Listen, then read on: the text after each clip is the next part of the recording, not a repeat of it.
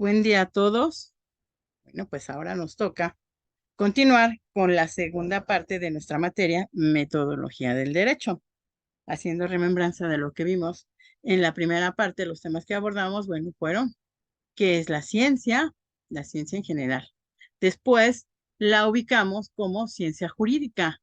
Vimos que la ciencia, bueno, para que sea ciencia tiene que ser, en primer lugar, bueno, tiene que partir de un estudio, de acuerdo al concepto objeto que tú quieras iniciar. De ahí hay que partir de ese estudio. Vemos que la ciencia, para poder llegar a hacer ese estudio, se define con la observación. Entonces, a través de la observación es como vamos a ir viendo cómo van cambiando, cómo se van modificando los objetos, las cosas, y en ese momento es cuando, bueno, pues realizamos nuestras hipótesis, las tenemos que comprobar porque la ciencia, para que sea ciencia, tiene que ser comprobable.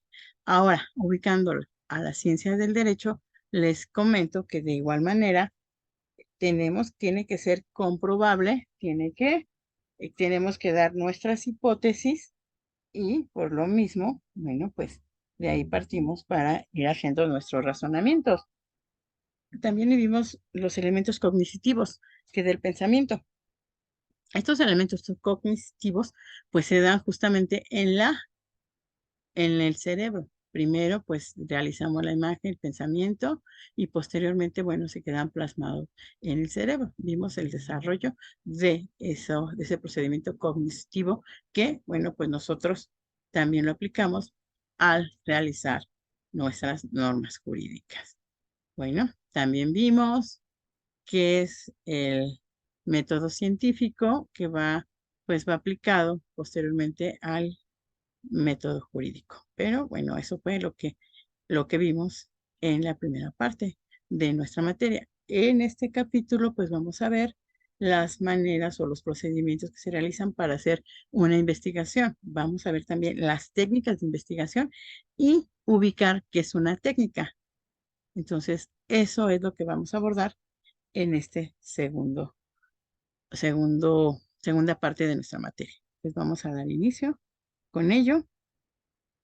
Vamos a empezar, justamente como les decía, con la investigación. Vamos a ver las fases de la investigación.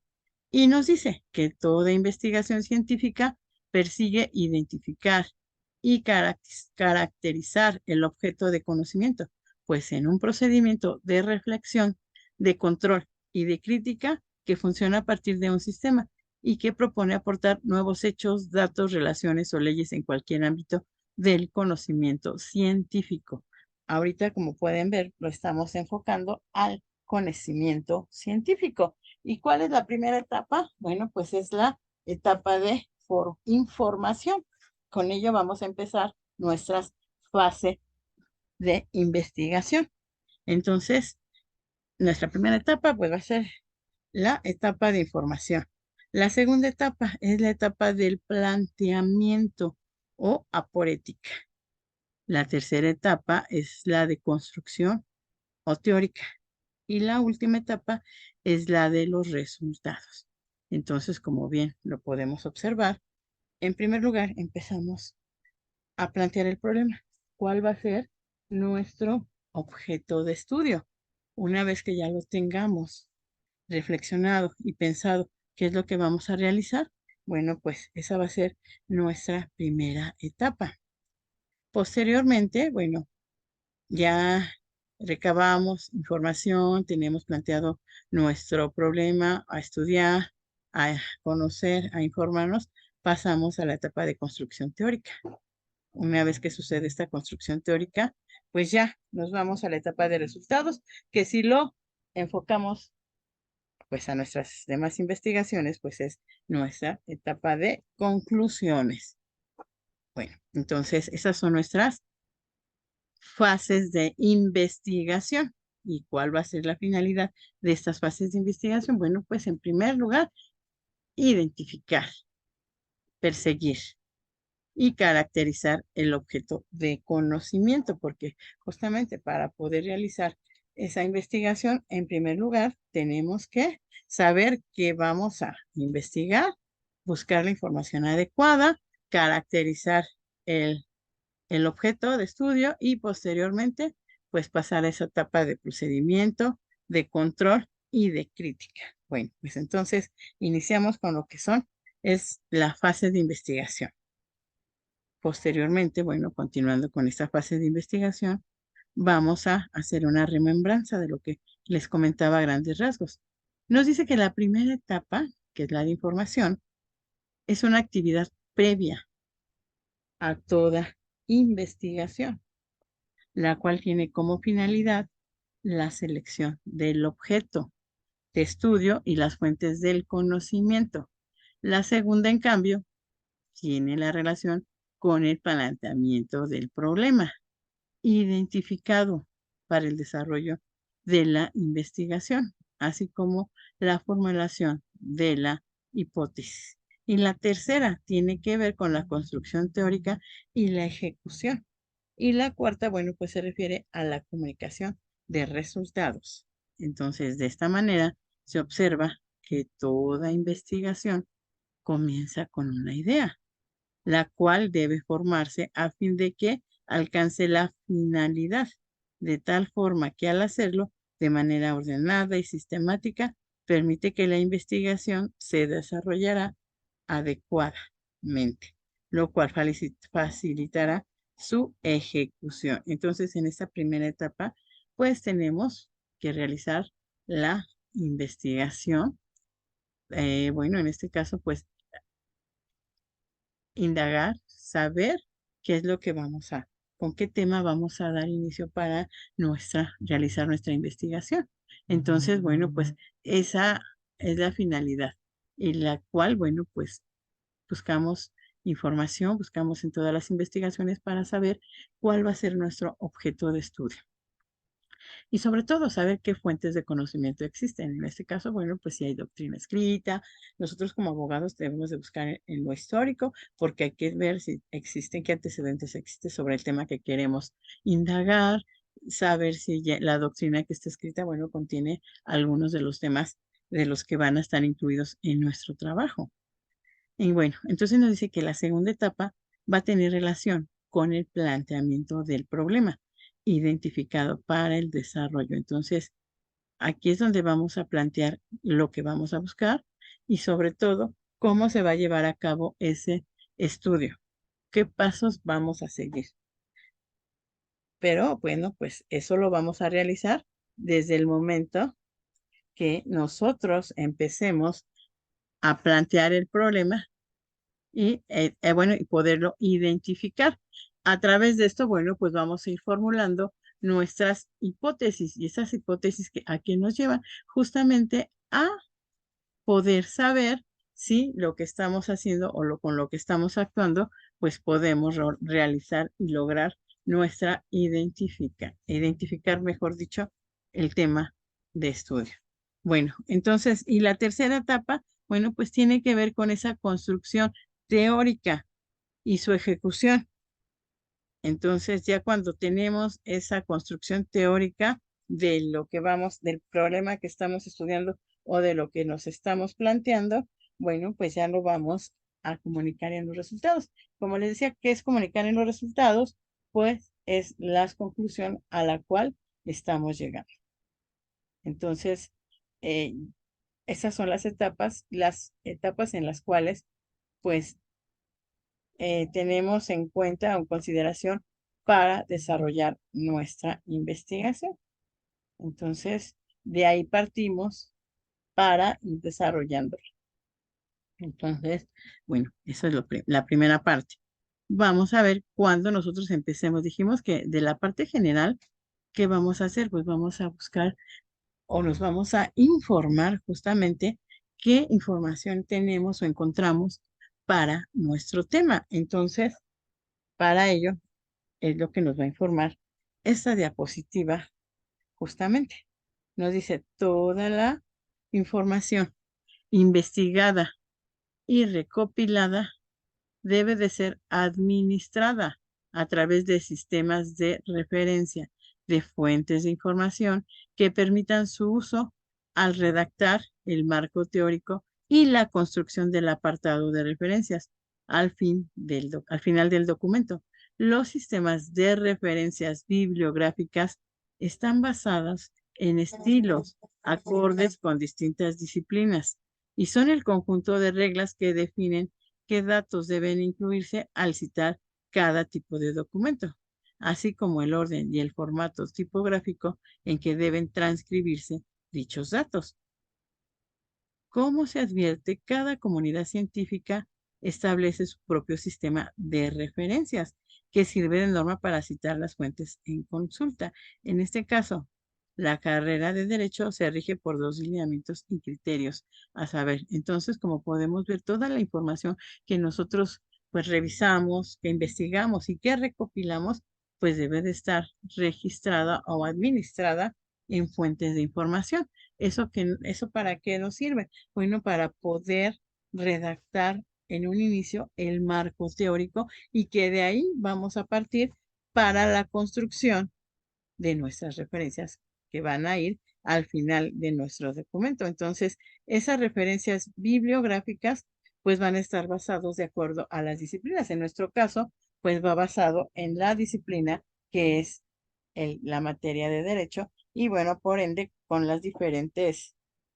doctrinas en las cuales nosotros estemos enfocando nuestro objeto de estudio.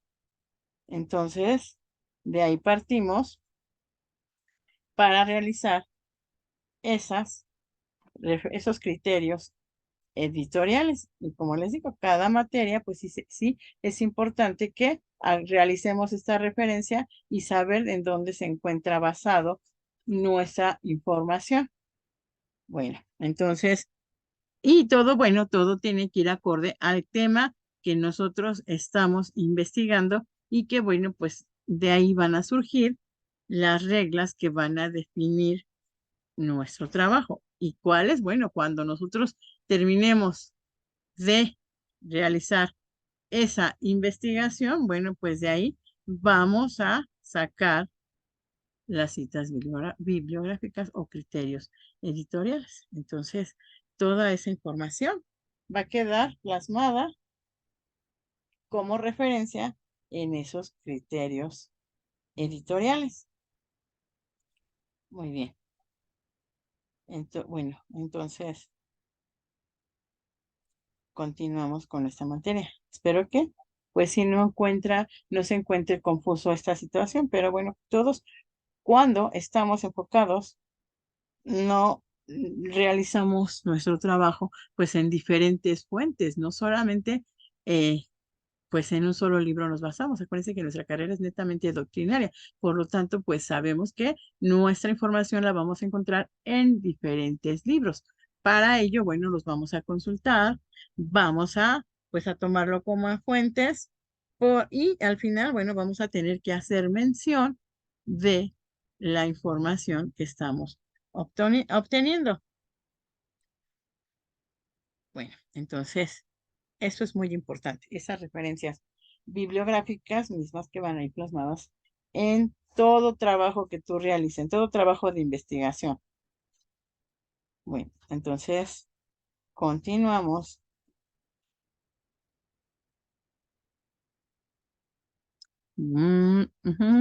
Bueno, dice que nos quedamos en que nos dice la diapositiva anterior, que en caso En nuestro caso, bueno, por decirlo así, la carrera de Derecho se rige por dos lineamientos o dos criterios a saber. ¿Y cuáles son esos lineamientos o criterios? Pues son los del proceso de editorial. El proceso de las editoriales, por ejemplo, en nuestro caso, el autor, bueno, pues es egresado y realiza su consulta, pero es de la máxima casa de estudios que es la Universidad Nacional Autónoma de México.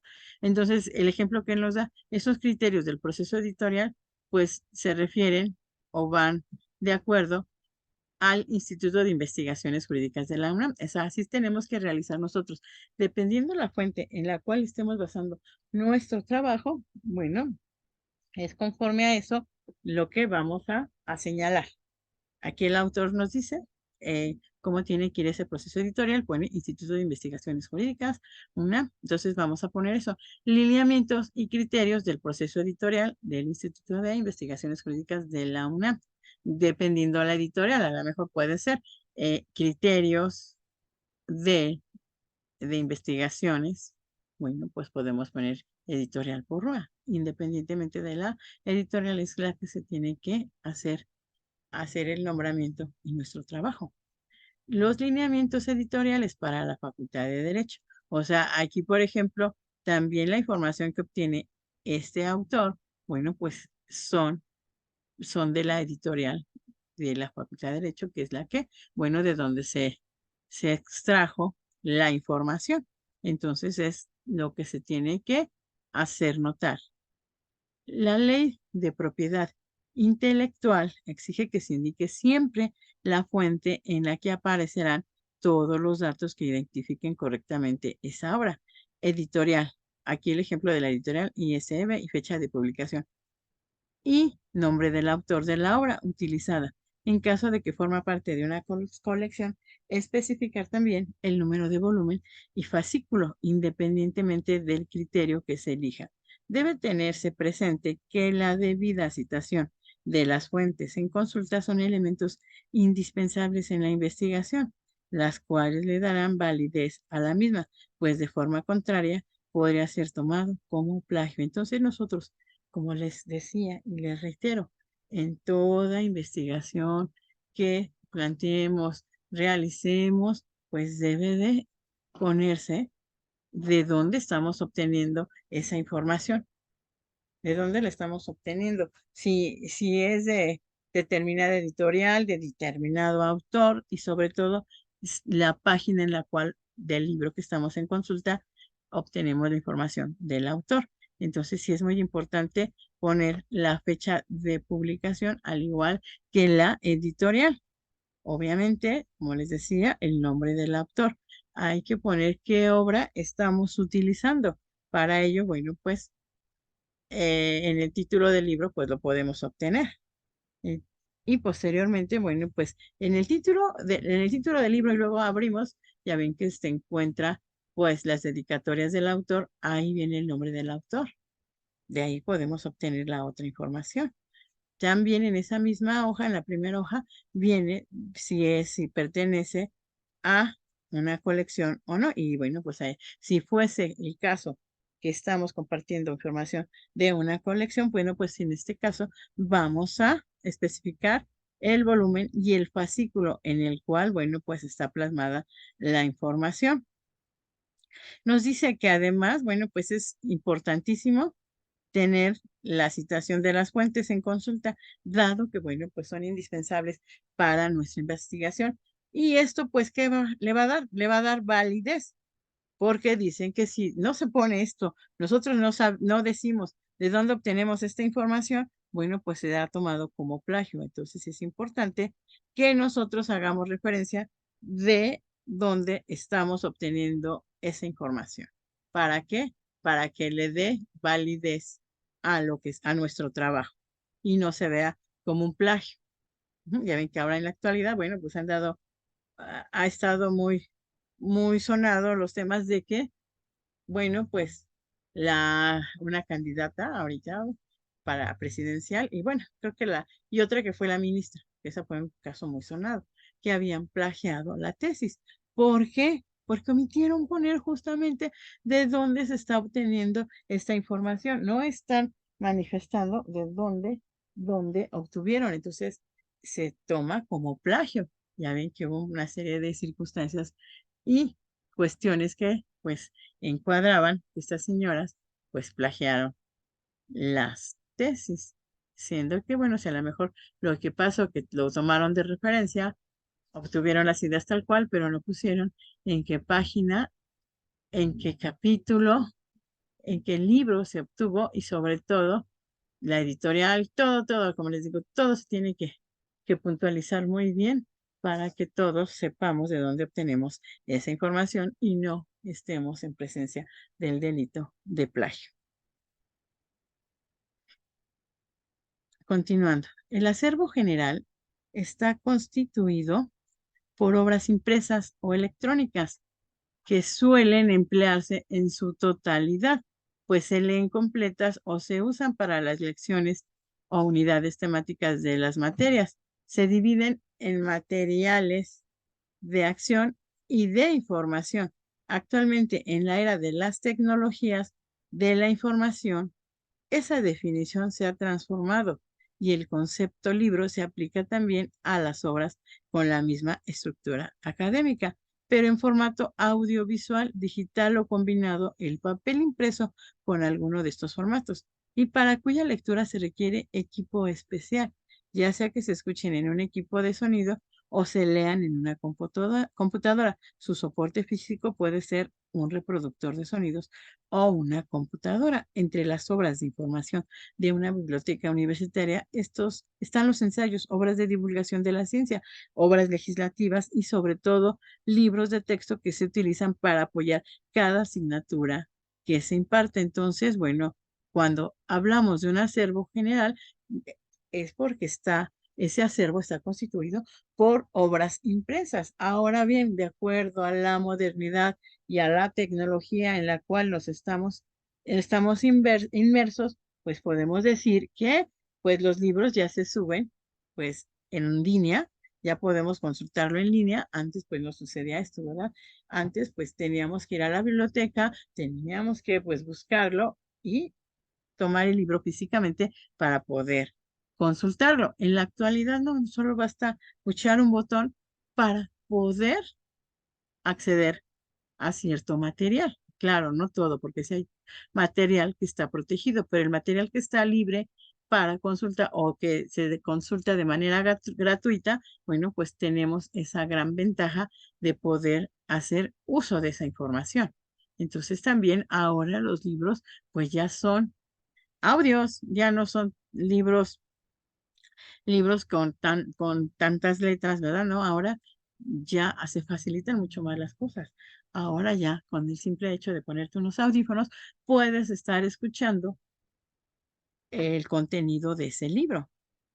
Bueno, pero pues también es importante, aunque sean audiolibros, aunque sean eh, libros que estemos consultando en línea, también es importante poner el nombre del autor, quién lo escribió, la página en la cual estamos basando esta información o estamos copiando para que no estemos en precisa de un plagio. Sí es importante también poner la editorial, todo, porque si ustedes se dan cuenta o han consultado libros en línea, pues vienen con todos estos lineamientos.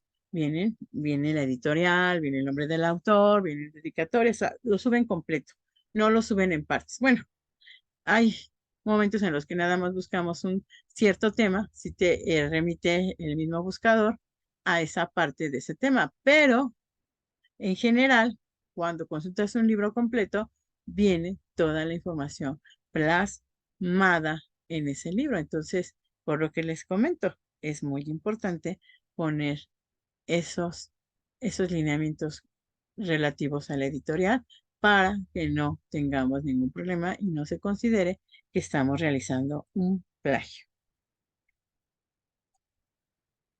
Bueno, pero también nosotros, como abogados, acuérdense que también hay revistas que toman o tienen temas relevantes a nuestra carrera. Entonces, existe un sistema de clasificación de revistas mexicanas de ciencia y tecnología 2018, gestionando por el CONACYT.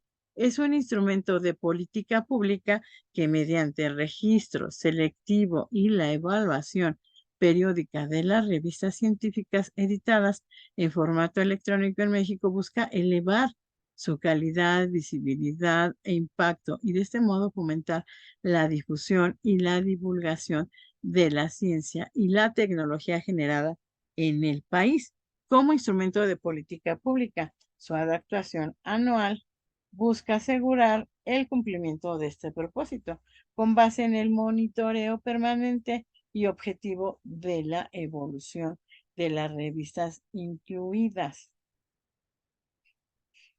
en la introducción de sistemas. Por ello, la versión 2018 del manual que reemplaza la versión anterior a la anterior clarifica algunos aspectos abordados en la edición de 2017. Entonces, esta clasificación de revistas, bueno, son específicamente de revistas de ciencia y tecnología. Y esas, bueno, pues están gestionadas por el CONACYT desde el 2018. Y nos dice también, bueno, que es un instrumento público y mediante este registro selectivo y la evaluación periódica de las revistas, bueno, pues también las podemos encontrar o son editadas en formato electrónico en México. Lo que les comentaba, la modernidad, bueno, pues está constantemente en cambio, igual, ¿no? Igual que el derecho, igual que nuestra vida, seguimos evolucionando. Y luego entonces, pues ya también las revistas se suben al, al, pues, a la tecnología. ¿Y quiere decir esto? Se suben en línea.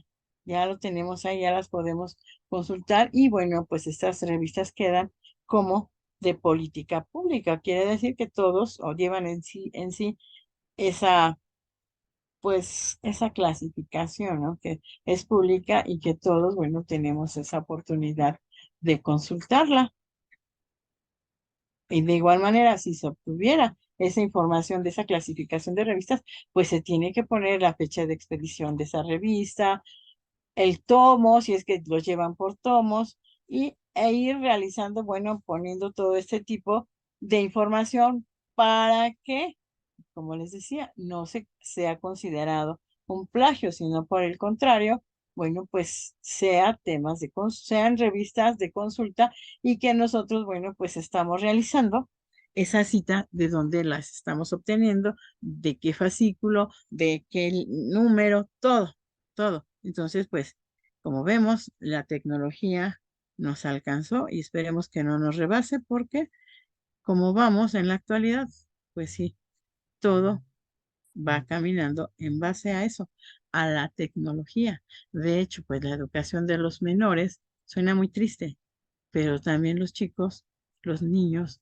van teniendo ya esa cultura de la tecnología, ya lo que ven plasmado ahí, lo que pueden acceder. Entonces, sí es muy, pues triste, ¿no? Saber que no se cuenta con con otros métodos, pues a lo mejor de enseñanza y que eso es lo que a veces provoca o da la educación.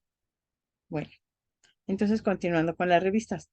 La evaluación de cada revista es efectuada mediante pares evaluadores internacionales y especialistas en edición científica, usando el método de simple ciego. La metodología diseñada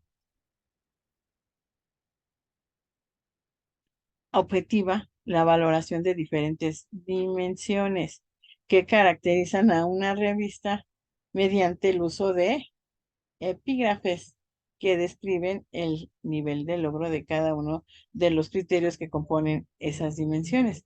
El Sistema Nacional de Investigadores fue creado por acuerdo presidencial, publicado en el Diario Oficial de la Federación el 26 de julio de 1984, para reconocer la labor de personas dedicadas a producir el conocimiento científico y tecnológico. El reconocimiento se otorga a través de la evaluación por pares y consiste en otorgar el nombramiento del investigador nacional.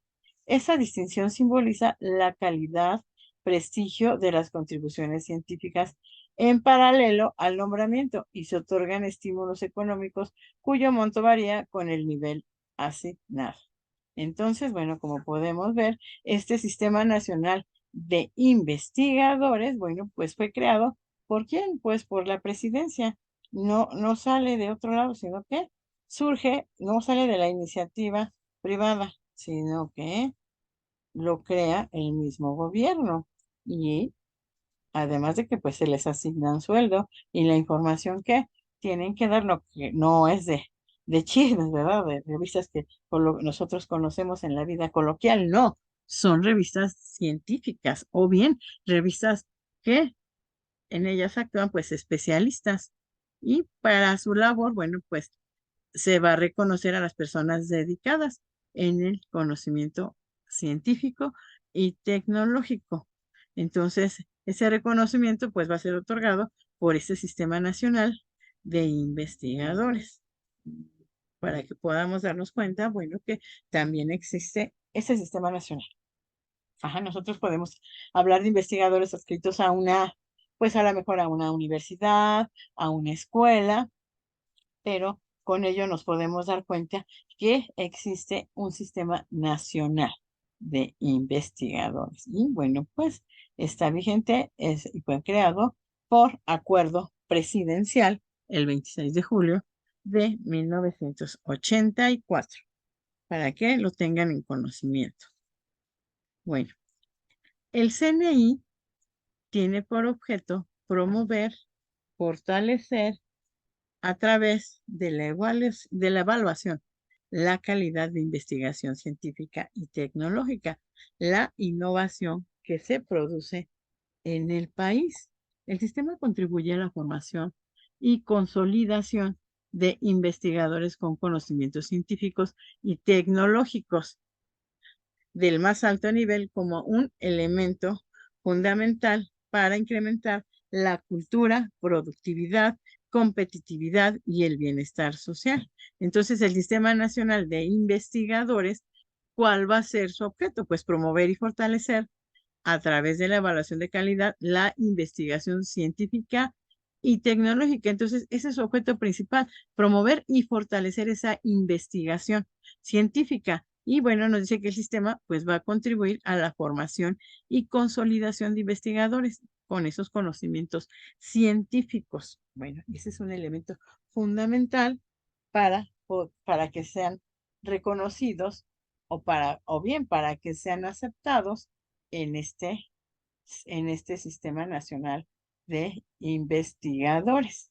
Entonces, pues para que ustedes puedan ver que nosotros también tenemos un Sistema Nacional de Investigadores y mismo que se dedican a eso, a promover la investigación científica y tecnológica. Y que bueno, pues fue acordado o fue creado por decreto presidencial. Vamos a ver esas estrategias de aprendizaje. ¿Qué son? Las estrategias de aprendizaje se definen como el conjunto de actividades, técnicas y medios que son útiles para potencializar un aprendizaje significativo. En este apartado le explicamos cómo realizar algunas de las actividades o tareas que deberán elaborar a lo largo de la asignatura. ¿Cuál es nuestra asignatura? Pues la carrera de Derecho. Entonces, para ello, pues vamos a contar con ciertas estrategias para poder enfocarlo en nuestro aprendizaje. Y bueno, pues cada uno de nosotros vamos a poder realizar esas estrategias de aprendizaje y también para poder llevar a cabo pues nuestros trabajos, nuestras tareas, nuestras investigaciones. Y con ello pues vamos a dar inicio al ensayo. ¿Qué es el ensayo? Es un escrito en prosa en el que se expresa un punto de vista acerca de un problema o tema, con la intención de persuadir a otros. Para ello es importante tener ideas y razones consistentes, además de lograr expresarlas elocuentemente. En su ensayo puede expresar abiertamente sus ideas y opiniones, estar a favor o en contra de una disciplina o tema expresados. Debe cuidar que la intención de la comunicación que ha entablado sea clara para quien lo lea, con el fin de que su mensaje sea captado sin dificultad. Entonces, cuando nosotros iniciemos un trabajo de investigación, el cual, bueno, pues nos digan, tienen que realizar un ensayo, tienen que fijarse justamente que este trabajo que se realiza debe de estar en prosa. Además, bueno, pues tenemos que expresar un punto de vista sobre el problema que estemos tratando. Y ese, bueno, pues ese problema o tema, ¿qué es lo que pasa? Pues tenemos que tratar de persuadirlo. Entonces, además dice que pues hay que expresar elocuentemente nuestras ideas, porque si lo hacemos de manera complicada, la persona que está leyendo nuestro ensayo, pues no va a poder entenderlo, va a tener esa dificultad para poderlo hacer. Entonces, sí nos dice que nosotros lo que debemos realizar en ese trabajo, además de que debe estar en prosa, pues las ideas deben de ser elocuentes, todas deben de tener pues una misma línea y además pues tener una disciplina en el tema que estamos redactando. Entonces, pues sí es muy importante saber que ese ensayo vaya de manera clara y que los demás, cuando lo tengan que consultar, lo entiendan. Vamos a ver qué partes componen un ensayo. Todo ensayo se compone básicamente de la estructura. Introducción. ¿Y qué es la introducción? Bueno, pues va a describir la problemática y objetivo de su tema. Aquí en la introducción vamos a dar un panorama general de la problemática y además vamos a establecer un objetivo. Luego de la introducción viene el desarrollo. El desarrollo, bueno, pues explica de manera profunda sus ideas y da respuestas a las interrogantes que inviten a la reflexión. Quien lo lee, recuerde siempre sustentar el trabajo con fuentes que consultaste. Conclusiones. Retoma qué planteó inicialmente y aporta soluciones y sugerencias con la intención de dar pie a que pueda continuarse sobre la misma temática en otras situaciones o en otras personas. Y al final se tiene que establecer la bibliografía. Y en esta bibliografía, bueno, pues vamos a indicar las fuentes de consulta que sirvieron para recabar la información y sustentar la propuesta. Entonces, este ensayo se va a componer de esas 4 partes: introducción, desarrollo, conclusiones y bibliografía. Es muy importante, recuerden, como lo vimos en los criterios editoriales, es muy importante siempre poner la bibliografía, porque de esta manera pues vamos a lograr, bueno, el que esté consultando van a saber que las fuentes de las cuales estamos obteniendo la información y que ellos pueden en determinado momento consultar. Entonces, estos son los 4 puntos esenciales o 4 elementos en los cuales se desarrolla ese ensayo. La introducción, desarrollo, conclusiones y bibliografía.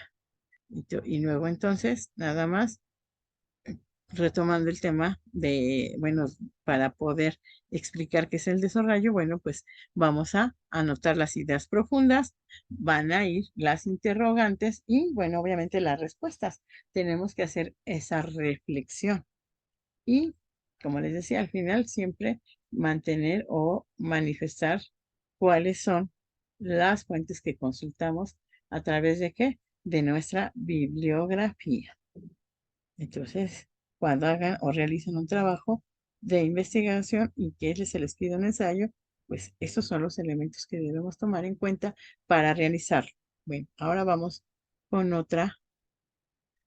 otra manera de realizar una investigación o realizar un trabajo o tarea. Es el resumen. ¿Y qué es el resumen? Es la forma abreviada de un texto original al que no se le ha agregado nuevas ideas. Representa en forma objetiva, pero más acotada, los contenidos de un texto o escrito en particular.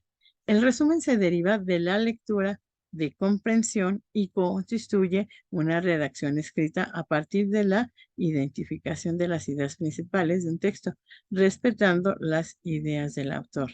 Se realiza una descripción abreviada y precisa para dar a conocer lo más relevante de un tema. El resumen permite repetir literalmente las ideas ajenas. Entonces, en el resumen sí podemos hacer esa mención o estar repitiendo las ideas ajenas. Bueno, pero el resumen, para que nos quede muy claro, es lo que nosotros realizamos a lo mejor a lo largo de nuestra vida, ¿verdad? Desde que íbamos a la primaria, se nos pedía hacer un resumen de alguna lectura. Bueno, pues ahorita podemos decir que ese resumen se hace de manera abreviada y, bueno, pues se sacan las ideas más importantes de el texto. Además, bueno, pues ese resumen va a derivar de la lectura y de la comprensión que nosotros hayamos realizado y lo que hayamos entendido. Es decir, vamos a identificar las ideas principales de ese texto, obviamente respetando las ideas del autor. Entonces se realiza, pero siempre y cuando, pues, respetando las ideas principales del autor. Nosotros vamos a hacer nuestro resumen, vamos a acotar o poner lo más importante, las ideas que para nosotros sobresalieron en ese tema, en esa lectura, y van a estar escritas en ese en este resumen. A diferencia del ensayo, bueno, en el resumen sí podemos estar repitiendo literalmente las ideas ajenas. Ajá, esa es la gran ventaja del resumen. Aunque también puede utilizar sus propias palabras. Y cuando la representación sea coherente y se hagan las citas correspondientes, el fin es comunicar las ideas de manera clara, precisa y ágil. Al elaborar un resumen, no debe incluir interpretaciones, críticas o juicios propios, ni omitir los elementos fundamentales del tema original. Elaborarlo implica desarrollar su capacidad de síntesis y la habilidad para redactar correctamente. Entonces, en el resumen, como vemos, dice que no debemos incluir interpretaciones, críticas o juicios propios, ni omitir los elementos fundamentales del tema original. O sea, sí es un resumen, pero el mismo, pues sí, debe de conservar los elementos fundamentales del tema. Entonces, dice que cuando nosotros realizamos este resumen, bueno, pues debemos desarrollar nuestra capacidad de síntesis y la habilidad para redactarlo correctamente. Entonces, aquí es cuando vamos a demostrar qué capacidad tenemos para realizar esa síntesis del texto. Entonces, ahí vamos a mostrar las habilidades con las cuales contamos y que, bueno, pues las vamos a aplicar de manera correcta al redactar. Bueno, entonces, eso es el resumen. Continuando, también existen ciertos lineamientos que debe contener un resumen. Entonces dice que para realizarlo debemos de considerar, primero, hacer una lectura general y total. Seleccionar las ideas principales. Eliminar la información poco relevante. Redactar el informe final conectando las ideas principales. Entonces, si bien es cierto que vamos a hacer ese resumen, si es importante, bueno, primero realizar la lectura. Primero la leemos de manera general. No vamos a estar leyéndola por partes, sino que se tiene que hacer y tomar en consideración que debe ser una lectura general. De ahí, bueno, pues vamos a ir subrayando o vamos a ir no sé, resaltando las ideas principales. Posteriormente, bueno, nos dice que vamos a eliminar la información poco relevante, la que veamos, como nosotros podemos decir en la vida coloquial que es baja, bueno, pues vamos a ir eliminando esa información. Y bueno, al final vamos a ir conectando las ideas principales. Vamos a ir haciendo nuestra redacción, pero conectando con las ideas principales. Y de esta manera es como podemos elaborar un resumen. Sí, es un poco complicado, ¿verdad? A lo mejor, porque nosotros cuando lo hacemos, pues no sabíamos que teníamos que, a lo mejor, seleccionar esas ideas principales. Y que esas ideas principales pues van a ir conectándose. Entonces, sí es muy importante que, pues, como les digo, vayamos rayando, vayamos, vayamos resaltando esas ideas importantes para que nosotros podamos realizar nuestro resumen. ¿Ok? Bueno, eso es algo, como les decía, nosotros sí debemos de tener en claro, pues, cómo realizar nuestro resumen. Y aquí, bueno, les estoy proporcionando los lineamientos para poder hacerlo, para poder realizarlo y pues no tengamos ningún problema. Ahora bien, también nuestra investigación puede ser a partir de un mapa conceptual. El mapa conceptual es un esquema gráfico que se integra por la selección, jerarquización de conceptos y relación entre ellos, generando una visión de conjunto del concepto principal. Recuerde que un concepto es la representación mental de la realidad tangible o intangible. Por ejemplo, concepto de amor o democracia. Para elaborar un mapa conceptual, ¿qué es lo que debemos hacer? Al igual que el resumen, pues debemos de identificar los conceptos con los que vamos a trabajar. Y bueno, pues en esto vamos a ir estableciendo niveles de jerarquización. La idea principal, como podemos ver, o bien observar del lado derecho, pues la idea principal es la que encabeza. De ahí, pues van saliendo brazos en los cuales, bueno, van a ir las ideas secundarias. Y de ahí, bueno, pues va bajando la jerarquización de la información. Entonces, nuestro mapa conceptual se va a integrar por la jerarquización. En primer lugar, por el concepto que es nuestro tema de investigación y posteriormente por los conceptos que van a derivar de este tema. Entonces, como bien lo decimos, es una representación mental. Y bueno, para elaborar este mapa conceptual, en primer lugar nos dice, hay que identificar los conceptos con los que vamos a trabajar, estableciendo esos niveles de análisis, como ya les digo. Se hace de manera jerarquizada, hasta arriba la idea principal y hacia abajo los conceptos. Nos dice que pues hay que establecer niveles de análisis y la relación que va a existir entre los conceptos. Entonces vamos a llevar esos niveles de análisis, pues como les comentaba, de manera jerarquizada.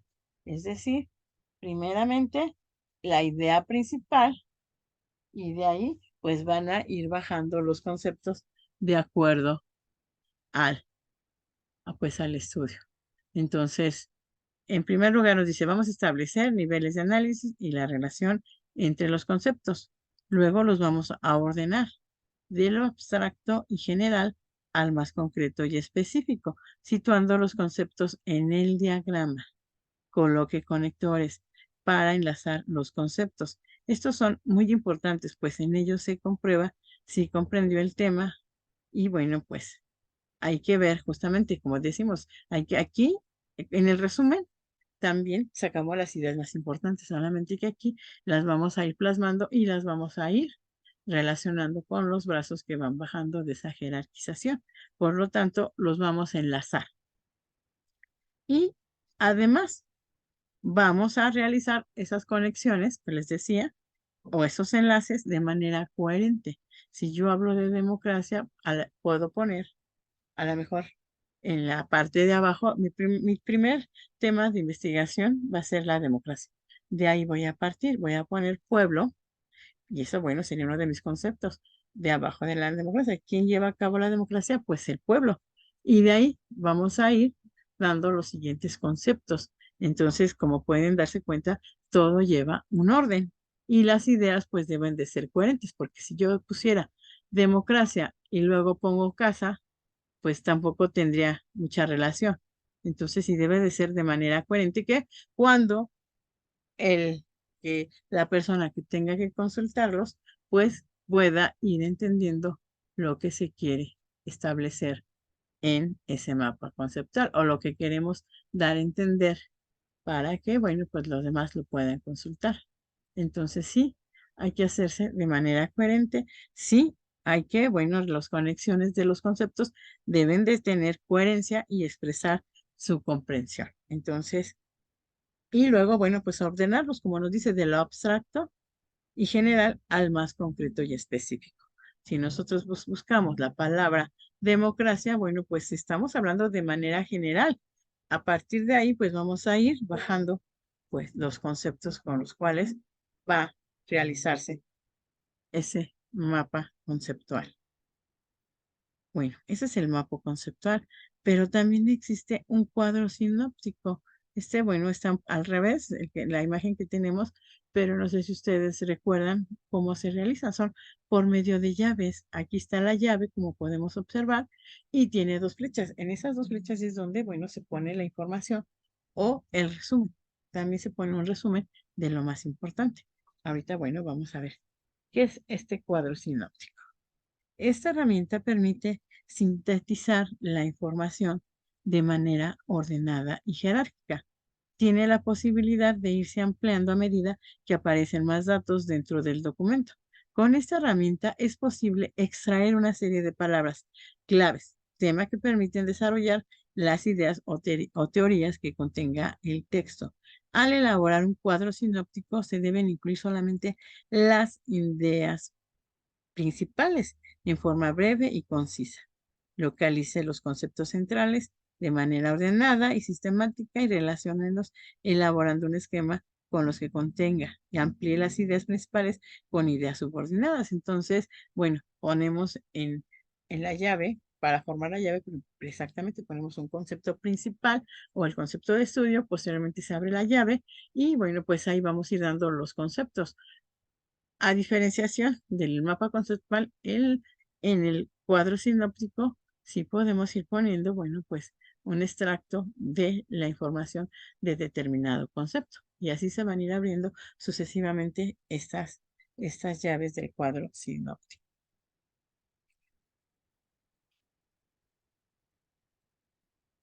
Entonces, bueno, para que nosotros podamos elaborar un cuadro sinóptico, pues nos dice que debemos de tomar en consideración lo siguiente, que es lo que teníamos que tener en consideración, que es lo que debemos saber.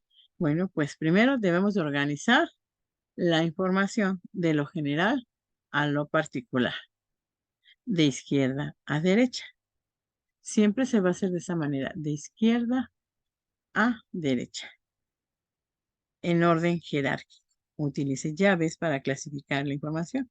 Lo que les informaba, tenemos que utilizar esas llaves para poder ir ordenando la información y que de esta manera, bueno, pues podamos entender cuáles son esas ideas principales.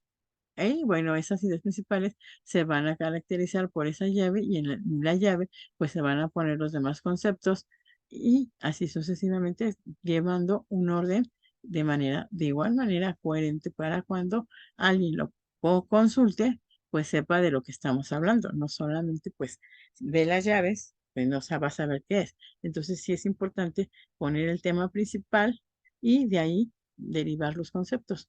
Entonces, el tema principal se pone del lado izquierdo y se abre la llave y de ahí a partir se ponen los conceptos. Y a lo mejor dentro de ese concepto lleva más información, bueno, donde está el concepto se vuelve a abrir otra llave y se pone nuevamente pues la información relevante, por lo que podemos ver el modo de utilizar el cuadro sinóptico se va a realizar a través de llaves y de esta manera, bueno, pues vamos a poder clasificar la información.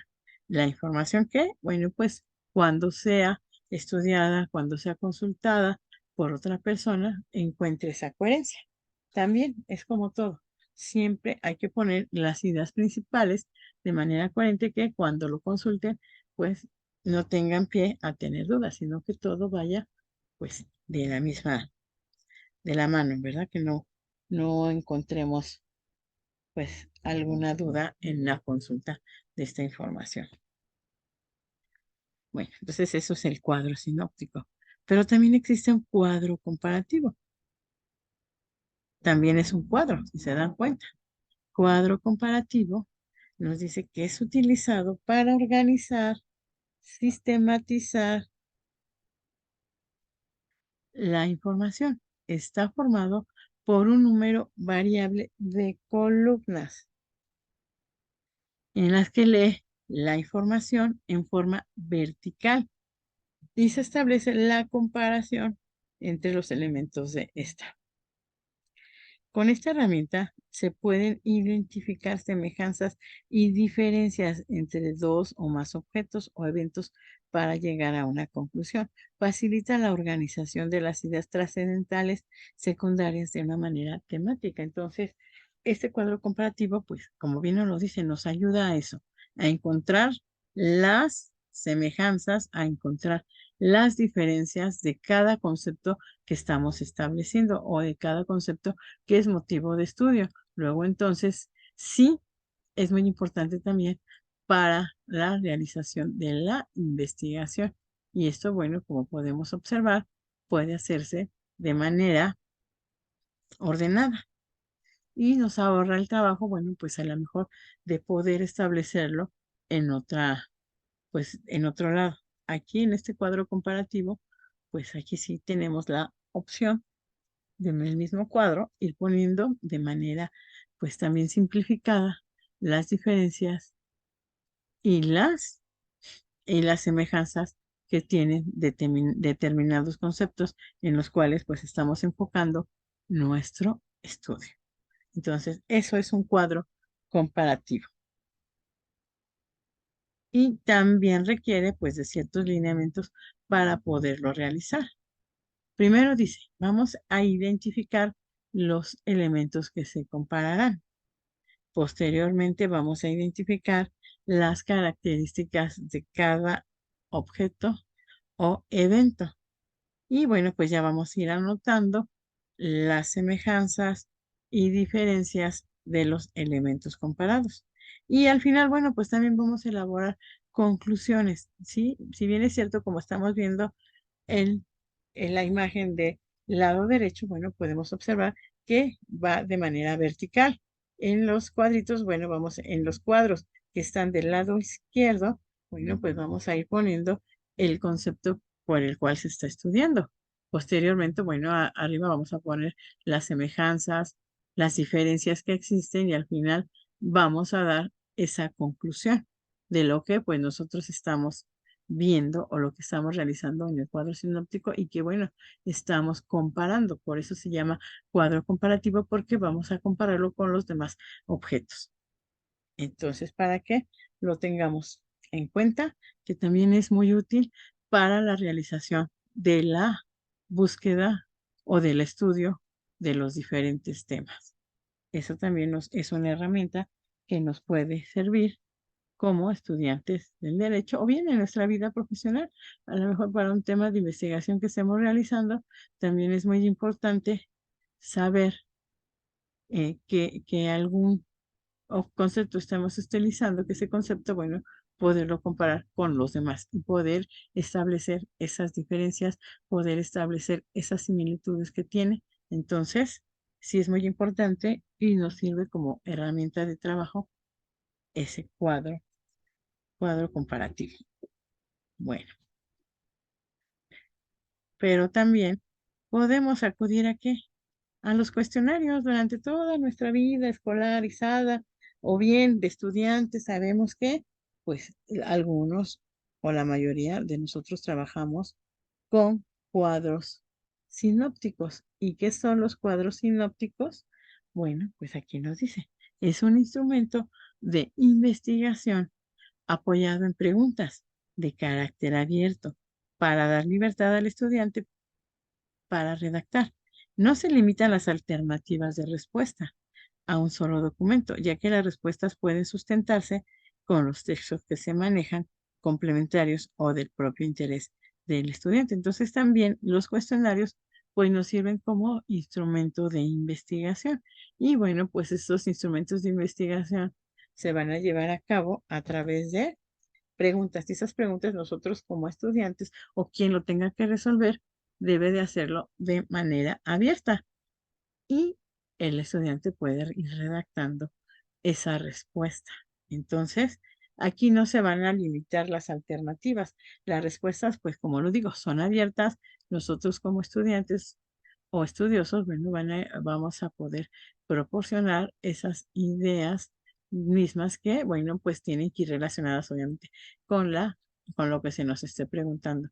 Esa es la gran ventaja que son respuestas abiertas. Entonces, los cuestionarios, como hemos podido ver, lo hemos usado durante toda nuestra vida estudiantil. Bueno, pues ahora vamos a ver, ya vimos qué es eh, los diferentes medios que tenemos para poder realizar una investigación. Pero también eso se va a basar en técnicas de estudio. Nosotros ya vimos que cómo podemos realizar la investigación, cómo podemos ir complementando esa investigación, pero eso también pues nos va a llevar a una técnica de estudio. Nosotros o bueno, más adelante vamos a poder ver o analizar la metodología. Y a través de esta metodología también vamos a poder entender que la técnica forma parte de esa metodología, de los métodos que nosotros utilizamos para poder estudiar, para poder entender lo que queremos hacer. Bueno, entonces, nuestras técnicas de estudio, primero, dice que la técnica se conforma con el conjunto de reglas para establecer algo con menor esfuerzo y mejores resultados.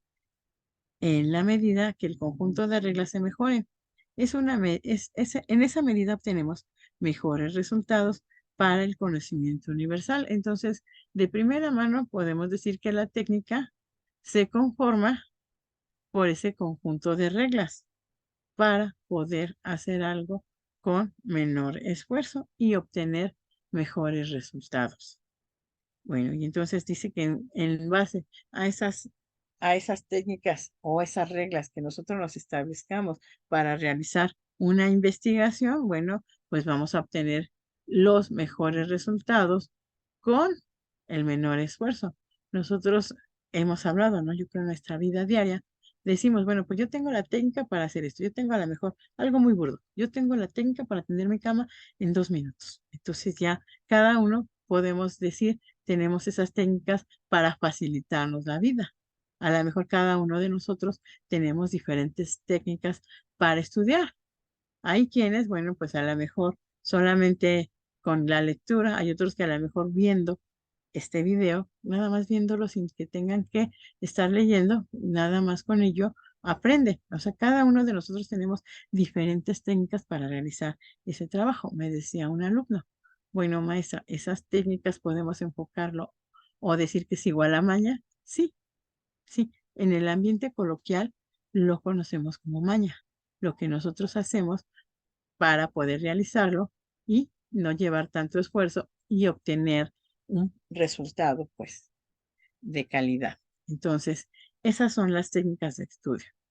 El conjunto de reglas que para hacer algo con menor esfuerzo y mejores resultados. Y esas reglas, pues, no las vamos imponiendo nosotros de manera particular. Ujú. Bueno, dentro de esas técnicas de estudio, ¿qué vamos a hacer? Bueno, en primer lugar, lo que nosotros podríamos recomendar. Realiza tus propios apuntes. Es muy importante que nosotros realicemos nuestros propios apuntes, porque pues esto es un hábito de estudio más conocidos. Se trata de resumir lo más importante con nuestras propias palabras para así recordarlo. Ten en cuenta que no debes dejar fuera ningún dato clave. Puedes hacerlo de manera tradicional, con lápiz y papel, o usar herramientas en línea, online, que te permiten hacer anotaciones digitales como QuickForce, Pencil, Squid, Simple Note, Moleskine o Journal. Todos estos, bueno, esas anotaciones digitales, pues ya las tenemos en la vida presente, como yo les decía. A lo mejor si todavía tus métodos de estudio son a la antigüita, pues tú vas a ir escribiéndolo con tus propias palabras, lo que estés escuchando, vas a ir haciendo un resumen de manera, pues, con los audios, o a lo mejor con la lectura, vas a poner lo más importante y de ahí, bueno, vas a hacerlo con tus propias palabras. Aquí tú vas a externar o plasmar tu idea conforme pues tú lo vayas entendiendo. Entonces, es muy importante y bueno, pues sí es recomendable que en nuestras técnicas de estudio, pues nosotros realicemos nuestros apuntes para que nosotros, bueno, podamos plasmar esas ideas, las ideas que nosotros estamos llevando a cabo en ese estudio, en el conocimiento de determinada materia. Entonces, sí es muy interesante y además, bueno, importante para todos los estudiantes el poder realizar nuestros propios apuntes y poder tener esos hábitos de estudio. Entonces, sí se recomienda realizar nuestros propios apuntes. En segundo lugar, bueno, nos dice que subrayar lo más importante. Es como si estábamos viendo qué es el resumen. ¿Se acuerdan que dijimos que en el resumen, pues vamos a ir subrayando, ir coloreando o ir sombreando cosas o los conceptos que nosotros consideremos de vital importancia y que, bueno, puedan ser plasmados. Entonces, lo que se nos aconseja es subrayar lo importante. Nos dice que este es uno de los métodos de estudios más conocidos. Debes destacar las partes más significativas del texto usando colores, un resaltador, plumones, etcétera, etcétera. Antes de realizar el subrayado, debes de leer y comprender el texto. Entonces, sí es muy importante que cuando nosotros estemos subrayando las ideas más importantes, bueno, pues sí sepamos a qué nos estamos refiriendo. Porque, bueno, a lo mejor subrayo un tema importante que para mí, que yo considero, y luego subrayo otro tema que no tenga nada que ver con lo que estoy subrayando en un inicio. Entonces, sí es importante también que se lleve esa coherencia para el momento de transcribirlo, bueno, pues no salgamos de la idea, sino que llevemos la misma línea con la misma idea que empezamos a realizar ese estudio cuando empezamos a leer y a su vez subrayar la información más importante. Entonces, ese también es un método de estudio, el subrayar lo más importante y que muchos de nosotros es lo que llevamos a cabo en nuestro aprendizaje. Bueno, ya habíamos hablado de esto, los mapas mentales. Ahorita aquí, para que nos quede claro que es un mapa mental, esa también es una técnica de aprendizaje. Acuérdense que ahorita estamos viendo técnicas de aprendizaje. Cuando estuvimos viendo los mapas mentales, lo vimos como un método de investigación. Ajá, como formas de poder investigar y lo que yo podía hacer con esta investigación. Ahora ya lo tenemos como técnica de investigación, un mapa mental. ¿Y qué es un mapa mental? Nos dice que es una técnica muy efectiva sobre cómo estudiar mejor, que te enseñen en el colegio. Un mapa mental resume y organiza nuestras ideas. Si lo hacemos bien, puede ahorrarnos muchas horas de estudio y asegurarnos sacar una buena nota en el examen. Puedes elaborarlo tú mismo a mano o utilizar las herramientas digitales. Ya saben que en la actualidad, nuevamente, haciendo mención y reiterándolo, pues ya con los medios electrónicos, pues todo lo podemos hacer con estos medios digitales. Entonces, ese mapa mental, como vemos, primero vamos a sacar la idea principal, como ya lo habíamos visto, y posteriormente vamos a ir dando esos conceptos que todos forman parte de la idea principal. Como pueden observar, tiene los brazos. Esos brazos, bueno, pues van llegando al concepto, pero si nos regresamos, por ejemplo, aquí, en este ejemplo que nos da, mapa mental, ¿cómo lo empezamos? Bueno, el primer concepto sería la definición, después las características, posteriormente hay otra nubecita de ejemplos, luego el tutorial, la origen y usos. Entonces, si se pueden dar cuenta, todo va relacionado con la idea principal. Entonces, los mapas mentales también nos puede servir como una técnica de estudio y que, bueno, esto nos ayudaría a estudiar mejor. ¿Por qué? Porque nosotros primero leemos el contexto, todo lo que está atrás de los conceptos principales.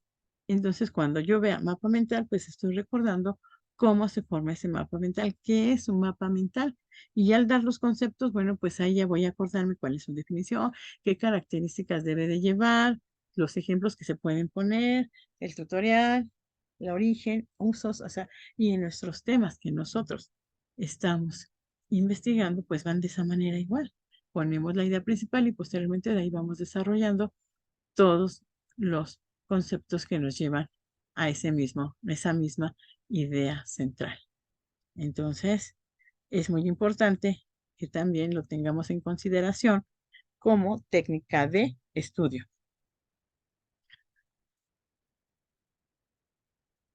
Luego también podemos tener otra técnica para poder estudiar y estas van a ser las fichas de estudio. Si quieres asimilar datos concretos como fechas, números o vocabulario, deberás seguir este método de aprendizaje. Es útil usarlas en materias que incluyen el uso de números o aprender otro idioma. Aquí se realiza un proceso de memorización, pero divertido. Se pueden elaborar fichas de manera manual o a través de apps, ya sabes. También se puede realizar todo. Ya tenemos todos los medios, ya tenemos todo lo que nos puede llevar a realizar este tipo de trabajos a través de la app. Entonces, bueno, pues de esa manera podemos realizar nuestros métodos de estudio a través de fichas de estudio. Y esas fichas de estudio, como podemos observar, vamos a poner también nuestras ideas principales, nuestro resumen, lo importante de ese tema, y de esta manera pues vamos a poder irlas memorizando. Entonces aquí es donde se lleva a cabo ese proceso de memorización. Y bueno, pues a lo mejor para muchos se les facilita llevar a cabo las técnicas de estudio a través de estas fichas de estudio. Y bueno, pues van a contener esas fichas datos concretos como fechas, números o vocabulario. Y bueno, pues es un método de aprendizaje o una técnica que nosotros podemos utilizar en nuestro día a día para poder llevar a cabo el estudio de nuestras materias. A lo mejor también esto lo puedes llevar a cabo cuando tengas que aplicar examen. Eso te facilita el estudio para que puedas memorizar. Como les comentaba, lo más importante es los números o el vocabulario. Eso es muy importante. Y bueno, nos dice que cuando estamos estudiando otro idioma, también lo podemos incluir porque esto nos facilitaría mucho el aprender. Entonces, también esta puede ser una muy buena técnica de estudio. Luego, también podemos aplicar como técnica de estudio ejercicios y casos prácticos. ¿Alguna vez te ha pasado que no entendías la teoría o técnica de alguna materia con tan solo leerlo? Realizar ejercicios o resolver casos prácticos son muy útiles para asimilar una teoría de manera más sencilla. Esto se aplica especialmente en cursos relacionados a las finanzas, contabilidad, estadística, negocios, física y todas aquellas que muestren problemas y números. Al resolverlos, podemos comprender la aplicación de la teoría. Entonces, esos ejercicios de casos prácticos, bueno, pues esta es una técnica y que la puedes aplicar en alguna materia. Aquí nos habla justamente de finanzas, contabilidad, estadística, negocios y física, pero pues nosotros podemos hacerlo con los problemas que se suscitan en nuestra vida diaria, que es el derecho, y bueno, pues podemos ir realizándolo, estos problemas. Y bueno, de esta manera también ir resolverlos y poderlos aplicar, comprenderlos y aplicarlos a la teoría. Entonces, esa también es una técnica de aprendizaje o de estudio, ejercicios y casos prácticos. También tenemos los test. Esta también es otra técnica de estudio, los test. ¿Y estos qué son? Bueno, pues los podemos realizar en los días previos al examen. Es una excelente manera de repasar, prepararse para el gran día. Aquí podremos comprobar en qué área estamos bien y en cuáles nos falta aprender. También podemos compartir test con nuestros compañeros y descubrir detalles importantes que, bueno, que a lo mejor hemos omitido. Entonces, esos test los vamos a ir haciendo días antes del examen. Entonces, vamos a ir repasando, vamos a ir preparando para, pues, cuando llegue el gran día, que es el día en el cual se va a realizar el examen, nosotros, bueno, pues ya hemos ido o hemos estado realizando pues un estudio. Hemos estado repasando sobre esos temas, bueno, que son que interesan o que son o comprendidos dentro de nuestro temario y que, bueno, tendremos al final de cuentas, bueno, pues tener que realizarlo o explicarlo cuando llevemos a cabo nuestro examen. Entonces, el test sí es importante y bueno, pues además de eso, nos va a ir llevando a las áreas en las que no estamos bien, en las que no hemos entendido y que bueno, pues nos falta a lo mejor ponerle más énfasis y atención. Además, bueno, nos dice que estos test los podemos compartir. con nuestros compañeros y a lo mejor de esta manera, cuando se compartan, van a ir saliendo pues esos detalles importantes que a lo mejor no nos dimos cuenta y que se nos olvidó plasmarlos. Entonces, sí es importante y se recomienda que se comparta con los demás compañeros para poder llegar a ese estudio y además, pues darnos cuenta de lo que se está omitiendo, de lo que no ponemos o que nos hizo falta.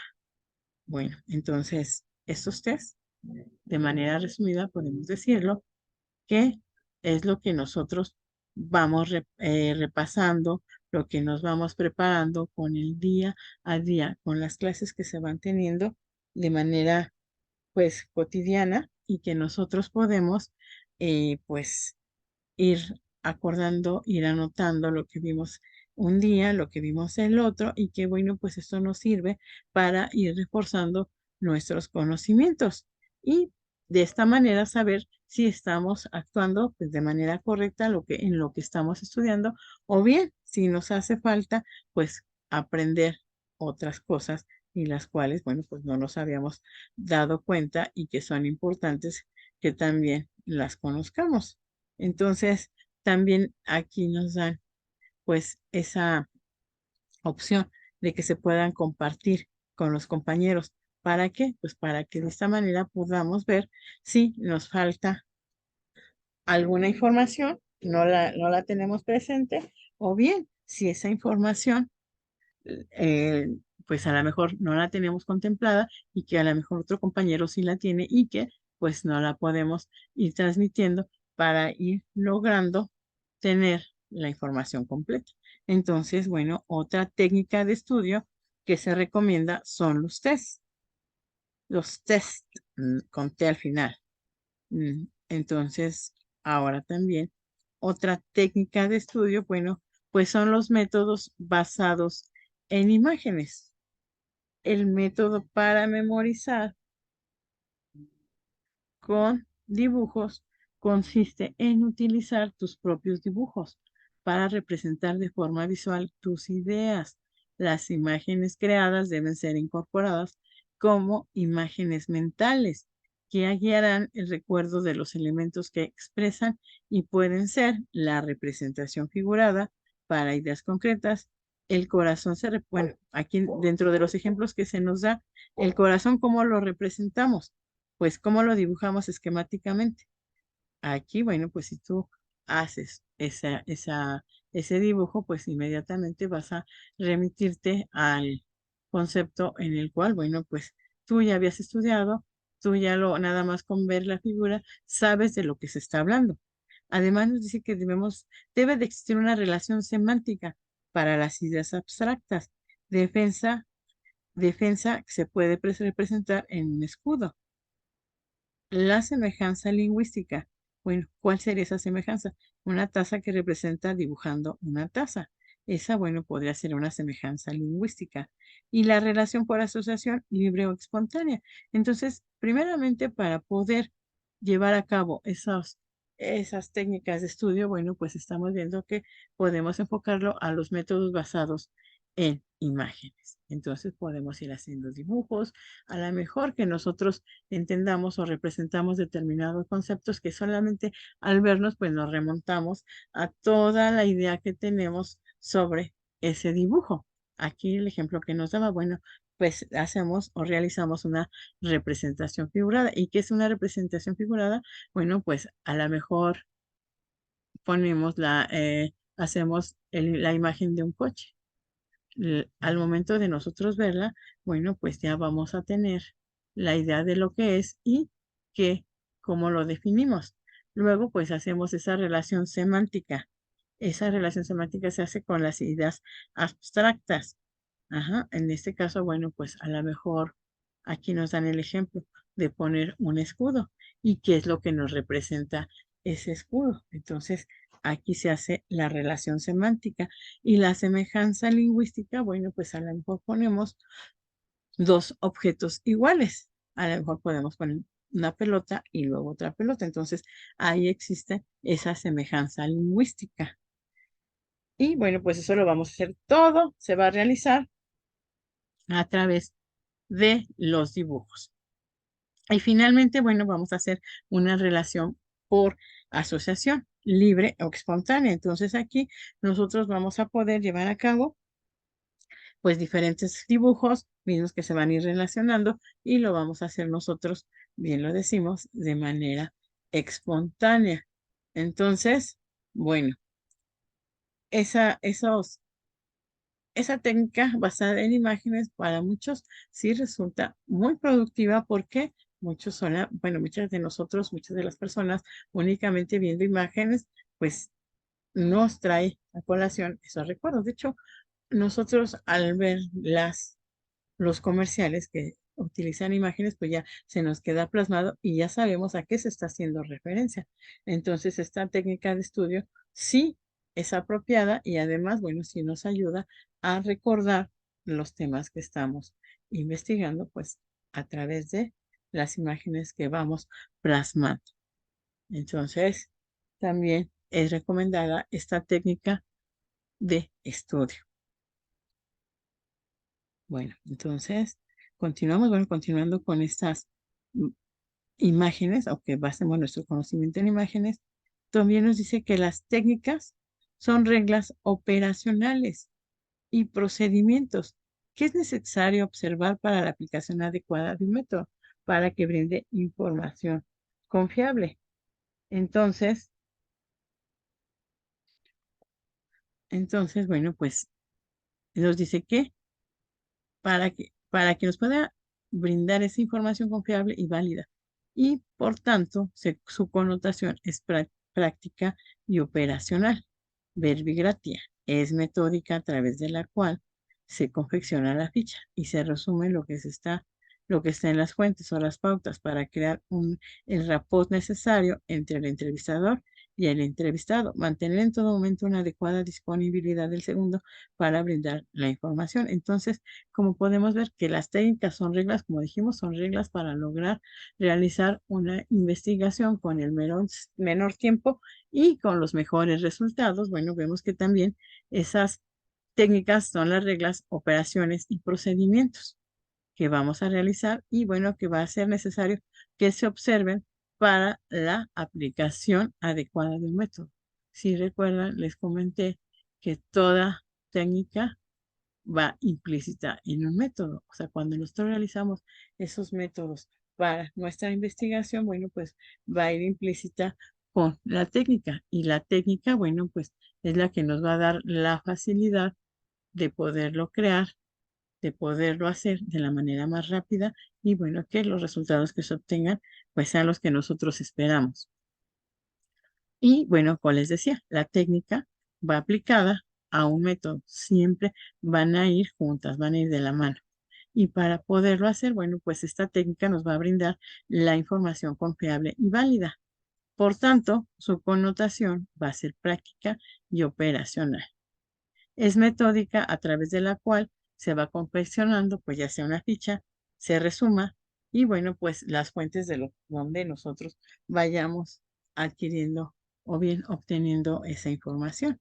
Entonces nos va a dar esas pautas para crear lo necesario entre el entrevistador y el entrevistado. Y bueno, pues nos dice que todo eso en todo momento pues va a tener una adecuada disponibilidad. ¿Eso qué se refiere? Yo que estoy realizando en la entrevista y la otra parte que es la que me la proporciona. Entonces siempre debe haber una comunicación, una disponibilidad para poder llegar a un acuerdo y poder brindar esa información. Entonces, bueno, pues esa también es otra técnica o que se puede aplicar a la metodología. Bueno, entonces, continuando. Eh, continuando con la técnica, podemos decir técnica concretizadora. Se estudian normas o instituciones como productos lingüísticos a nivel textual desde un punto de vista técnico, al margen de otras consideraciones. Es la técnica la forma concreta y directa de aplicar los métodos. Mediante una técnica específica pueden aplicarse varios métodos. Es posible también con varias técnicas aplicar un método. Las técnicas nos permiten combinar los diversos métodos. Entonces, una técnica concretizadora, bueno, pues va a estudiar las normas o instituciones como productos lingüísticos a un nivel textual desde el punto de vista técnico, al margen de otras consideraciones. Entonces, cuando nosotros utilizamos la técnica, bueno, pues vamos a ir esas técnicas las vamos a ir aplicando a los métodos. Entonces, puede ser que con una técnica específica pueden aplicarse varios métodos y nosotros establecemos esas técnicas en las cuales, bueno, pues para nosotros se nos facilite el estudio, para que se nos facilite pues como les decía, hacerlo de manera rápida, de manera eficaz, bueno, pues nosotros vamos a utilizar esas técnicas que nosotros tenemos implícitas y que, bueno, a lo mejor muchas de esas las hemos ido adquiriendo a través del tiempo, a través de la experiencia. Entonces, sí, podríamos decir que tiene una combinación estas técnicas con con el aprendizaje que tenemos y que, bueno, pues lo adquirimos a través de la experiencia, ajá, con el aprendizaje o empírico. Entonces, recuerden que ese aprendizaje lo obtenemos a través de las diferentes, pues las diferentes experiencias que vamos teniendo en la vida y que, bueno, pues las vamos aplicando. A eso, bueno, pues lo denominaríamos el aprendizaje empírico y que a partir de este aprendizaje empírico vamos a ir creando cada uno de nosotros nuestras propias técnicas y esas técnicas, bueno, pues nos van a ayudar a aplicarse en cualquier método. Podemos decir que podemos aplicar una técnica para varios métodos o bien varias técnicas para un solo método, dependiendo la importancia o la dificultad de estudio de ese método. Entonces, la técnica siempre va a ir implícita en el método porque, bueno, como les decía, esa técnica es la que nos va a dar la maña, es la que nos va a dar la pauta a seguir y que, bueno, pues a partir de ello vamos a poder realizar nuestra investigación, nuestros métodos de investigación, pero que van a llevar esa maña, ajá, esa experiencia, esas técnicas que ha ido perfeccionando al paso del tiempo, a paso del tiempo y al paso de la experiencia que uno va teniendo día a día. Entonces, pues la técnica, como podemos observar, como podemos entender, es vital para poder aplicar un método de investigación o bien diversos métodos de investigación. La técnica o técnicas que se apliquen, pues nos van a ayudar a realizar esa investigación de manera, pues, eficaz, de manera rápida y además de ello, bueno, pues nos podrá dar esa facilidad de entendimiento y de aplicación. Entonces, eso es una técnica concretizadora. Y bueno, ya vimos que consigo trae, bueno, pues esa forma concreta y directa de aplicar los métodos mediante las técnicas. Y como les digo y les reitero, esas técnicas son las que vamos adquiriendo a través de nuestra vida diaria, a través de la experiencia que vamos teniendo en el actuar diario de la vida cotidiana. Entonces, esas técnicas se pueden ir perfeccionando también a través del tiempo, a través de nuestra experiencia. Pues van a tener una mejora en su aplicación.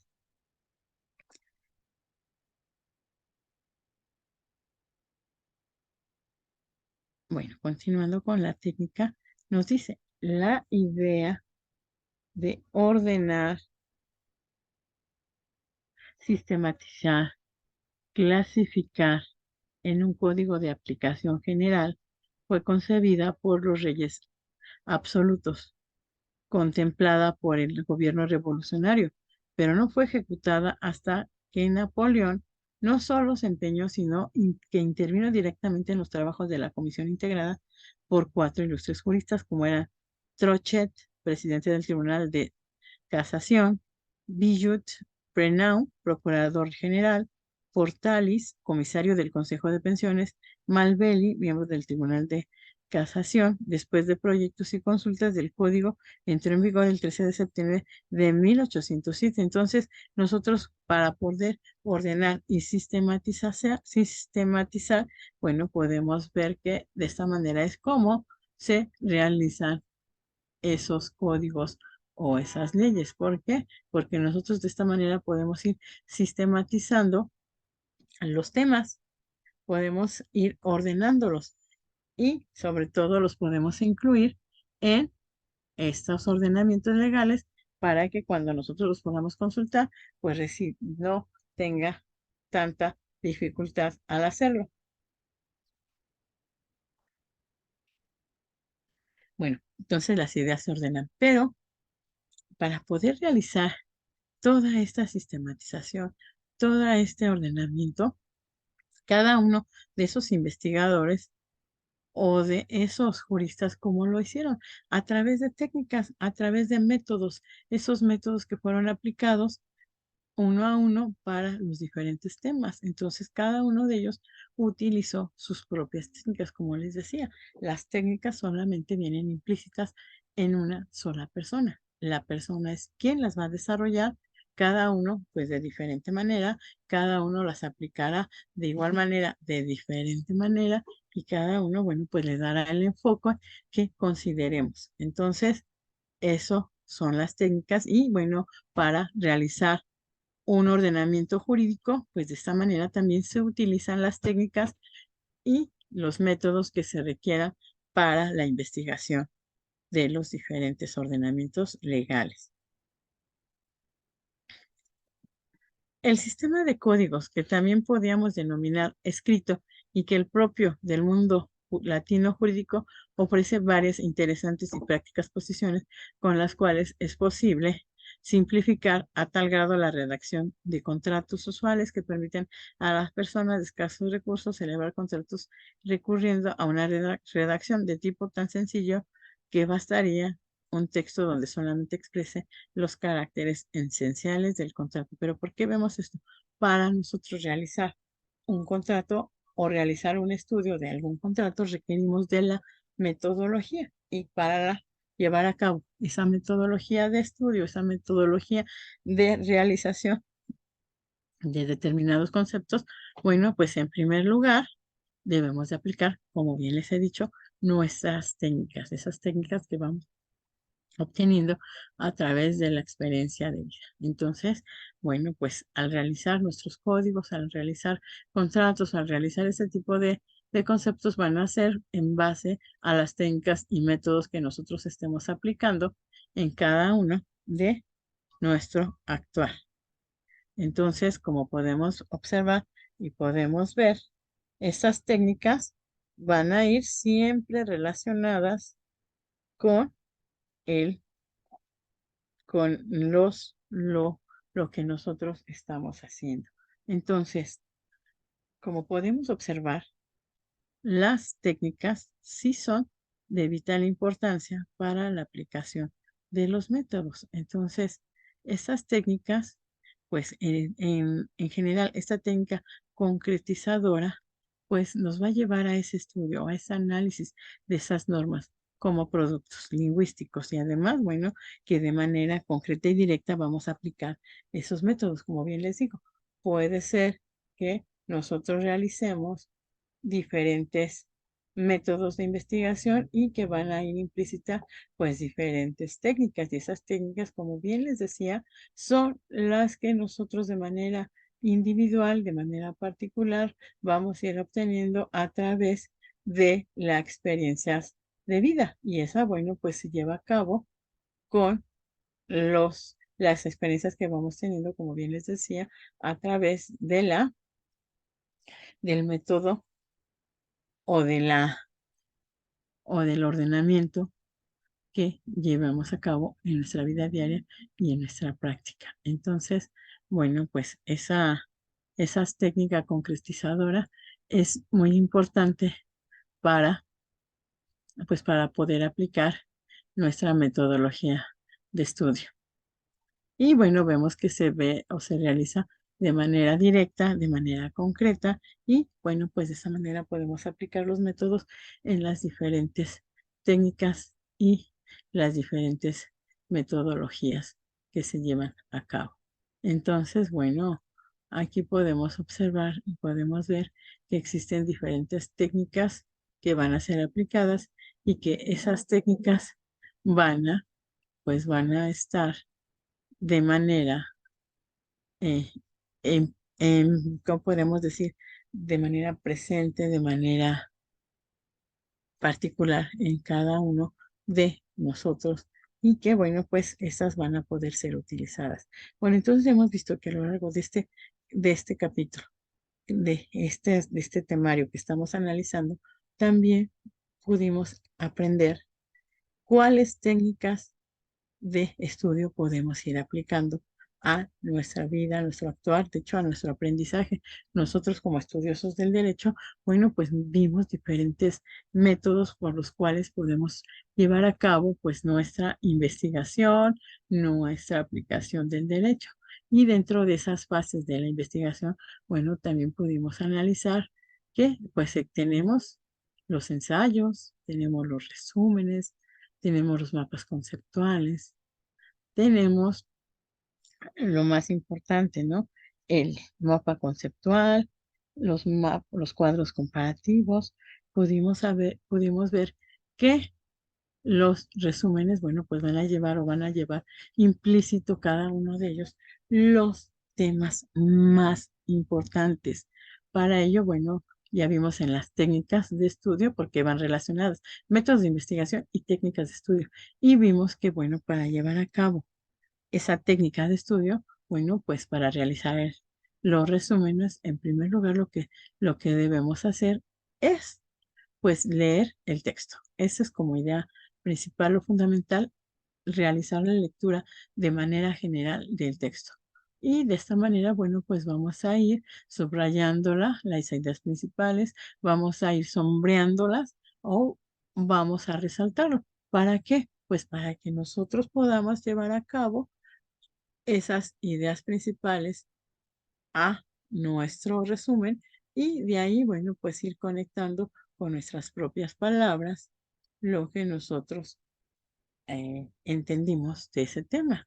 Entonces, aquí la gran diferencia que existe entre un resumen y un ensayo, bueno, es muy importante conocerla y saberla, porque como podemos observar, en el ensayo, sí, de igual manera vamos a ir plasmando las ideas principales, bueno, pero nosotros lo vamos a ir explicando con nuestras propias palabras, de igual manera que en el resumen, pero aquí en el resumen sí vamos a dar conclusiones y además de que existan esas conclusiones, vamos a tener que hacer mención de dónde estamos obteniendo esos textos.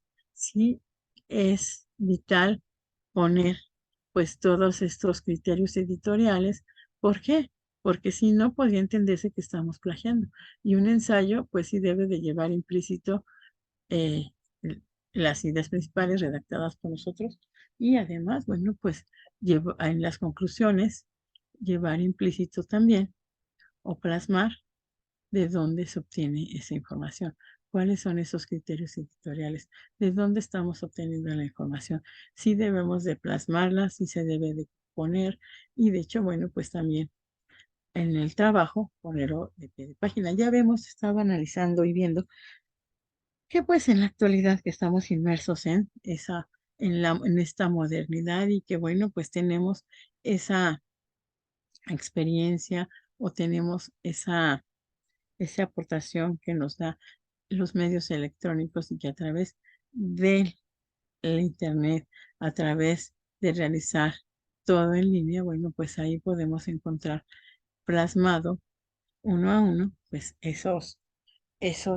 elementos, esa doctrina, esas revistas, las cuales nos pueden servir de base y fundamento para la realización de nuestro trabajo. Entonces, dentro de esos sistemas de investigación, vimos que es el ensayo, vimos que es el resumen, vimos que es el mapa conceptual y bueno, y es el mapa conceptual, hay que recordar que también tiene pues ciertas complicaciones si no lo realizamos de manera coordenada, de manera pues coherente. Tenemos que ir plasmando una idea principal y de esa idea principal van a ir derivando pues los demás conceptos, pero todo se plasma o todo se realiza a través de una idea principal y bueno, pues de manera coherente vamos a ir bajando esos ramales, esa conceptualización. Entonces, bueno, sí es importante que se tenga o que se estudie. Primeramente, bueno, pues sí hay que darle una leída al, pues al libro o al tema que nosotros estemos realizando, buscando y analizando. Bueno, ¿por qué? Porque de esta manera nosotros podemos realizar esas pues podemos obtener esas ideas principales y podemos ir ligándolas, como bien nos lo dice, de manera coherente, sin que pues tengamos que alterar la información, o bien cuando alguien consulte o revise pues ese cuadro que nosotros realizamos o ese mapa mental, bueno, pues va a estar constituido de ideas principales.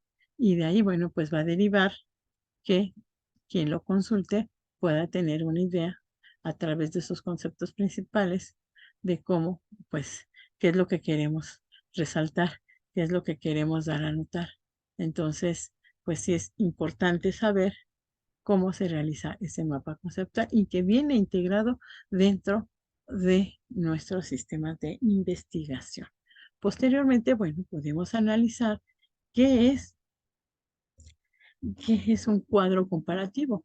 El cuadro comparativo tiene la gran ventaja de ayudarnos desde el momento que nosotros lo observamos, desde el momento que nosotros lo realizamos, poder ir dando las semejanzas y diferencias que existen en los diferentes conceptos. Entonces, esa es una gran ventaja que nosotros podemos obtener al utilizarlo, que ya viene implícito en ese mismo cuadro esas ventajas y esas semejanzas que existen con los diferentes conceptos. De hecho, es muy utilizado precisamente porque facilita estas tareas de investigación. Y como les digo, lejos de que, bueno, nos embromen estar buscando, estar realizando en diferentes apartados estas diferencias y estas semejanzas, todo puede quedar concretizado en ese cuadro comparativo. Bien lo vimos, no sé si recuerden, pero pues tiene que hacerse pues de manera horizontal.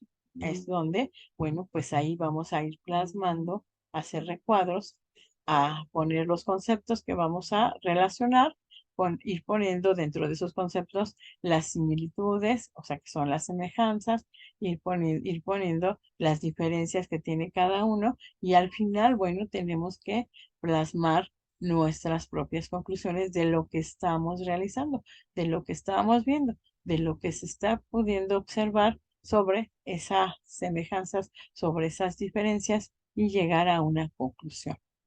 También en el ensayo, pues también se tiene que llegar a una conclusión. En el resumen, bueno, pues al momento de nosotros estar plasmando las ideas principales, de igual manera nosotros pues estamos realizando esa conclusión, de tal modo que, bueno, al dar con nuestras propias palabras o realizar ese resumen con nuestras propias palabras, pues, independientemente de que estamos plasmando las ideas principales, también estamos dando o explicándolo como nosotros llevamos a entenderlo. Entonces, bueno, pues ese resumen también lleva implícita las conclusiones a nosotros redactarlo con nuestras propias palabras. Bueno, entonces ya vimos que en el ensayo pues lleva conclusiones, el cuadro comparativo lleva conclusiones. Bueno, pero también vamos a ver vimos las llavecitas. Nosotros las hemos usado pues durante nuestra vida estudiantil, pero pues a eso también se llaman esas llaves donde vamos a ir poniendo nuestras ideas principales y que bueno, pues todo se va a ir abriendo con llavecitas, se va poniendo el tema y los subtemas y en los subtemas, bueno, pues se vuelve a abrir otra llama. Entonces, todo eso también lo vamos a llevar implícito en los cuadros sinópticos. Estos son nuestros cuadros sinópticos y que se llevan a cabo o se realizan a través de esas llaves. Esas llaves que, bueno, nos van a dar la información y que de la misma va a derivar la información para o el otro concepto. Y así sucesivamente nosotros vamos a ir abriendo esas llaves, vamos a ir llevando a cabo esa información para que quede plasmada en pues en nuestro trabajo. Entonces, bueno, ya vimos mapas conceptuales, vimos resúmenes, vimos ensayos, vimos cuadros comparativos, cuadros sinópticos. Entonces, el cuadro comparativo y en los cuadros sinópticos, bueno, se van a diferenciar. Como ya les dije, el cuadro comparativo aquí se diferencia del sinóptico porque, bueno, pues se va a llevar a cabo de diferencias, se va a llevar a cabo de semejanzas, se van a establecer conclusiones y en un cuadro sinóptico, bueno, aquí no van las conclusiones, pero pues de igual manera, de manera jerárquica, se van llevando a cabo pues esos conceptos se tiene que ir pues poniendo en cada uno de ellos. De ese concepto se van a ir abriendo llaves y se van a ir desarrollando, bueno, pues a lo mejor esos temas o subtemas que derivan del tema principal.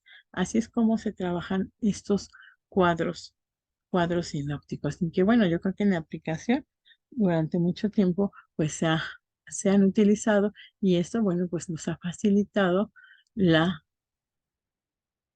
enseñanza y el estudio que llevamos a cabo. Entonces, bueno, sí son muy importantes este cuadro sinóptico, este cuadro comparativo para nuestro estudio, para la realización de trabajos de tareas y que, bueno, pues como podemos observar, nos lleva a realizarlo de manera ordenada, de manera resumida y de manera, pues, en tal momento que nosotros podamos entenderlo y podamos realizarlo.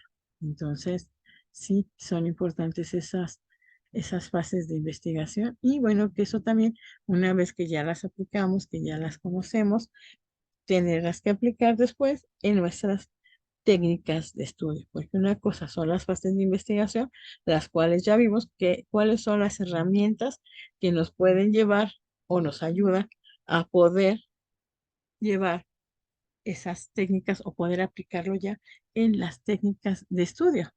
Entonces, cada uno de nosotros, como bien les dije y como estuvimos hablando, tanto de ese tema que son las técnicas, bueno, pues esas van a ser aplicadas a nuestros métodos de estudio. Entonces, esas técnicas de, de estudio vamos a llevar, o va a ir implícito con con esos métodos de investigación y que, bueno, ahora ya los conocimos y mismos vamos a tener que ocuparlos para realizar nuestra la tarea que nos toca hacer, ir, ir aplicándolos a nuestra técnica. Entonces ya después esos métodos de investigación que estuvimos viendo, bueno, pues vamos a poder aplicarlos a nuestras técnicas de estudio. O más bien, cuando nosotros ya empecemos a redactar, empecemos a estudiar o tengamos que memorizar ciertos conceptos que, bueno, pues son elementales y trascendentales en nuestra vida profesional, bueno, podemos hacerlo a través de nuestras técnicas de estudio. Como bien les decía, esas técnicas de estudio, cada uno de nosotros vamos a ir aplicando lo que nosotros